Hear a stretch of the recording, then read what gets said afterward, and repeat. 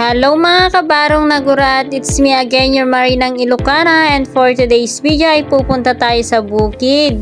Kasi magtatanim kami ng mais mga kabarong nagurat, kaya yan for dalugan na kami ng kulong-kulong kasi naman napakaputik at napakalayo pa. Ayan, kasama ko si Auntie Bibi at si Auntie Ningnang.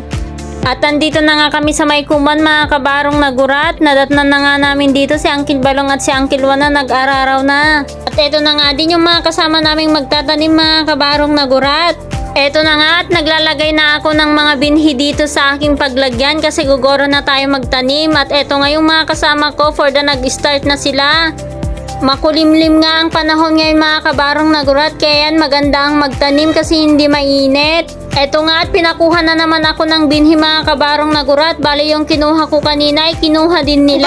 At eto na nga, paakyat na nga ako papunta dun sa pinagtataniman namin mga kabarong nagurat. At ayan ang above na yan for the haciendera ang person for today's video.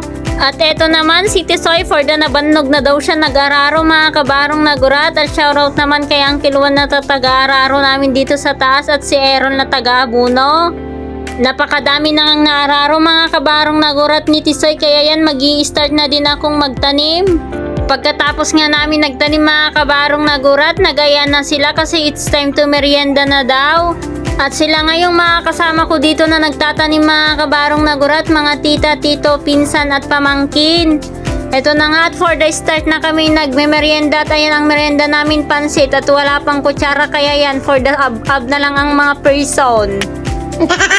At after namin nagmerienda mga kabarong nagurat, eto na naman at gugora na naman sa pagtatanim ang Marinang Ilocana nyo. At ayan ang klase ng pagtatanim namin dito sa amin mga kabarong nagurat. Siguro isa din ito sa mamimiss ko pag ako ay nagbarko na mga kabarong nagurat, ang buhay dito sa bukid. Eto na nga at pagkatapos naming nagmula na naman, eto at kakain na naman ng tanghalian. Ang shoutout naman kay Auntie Bibi na taga-video din.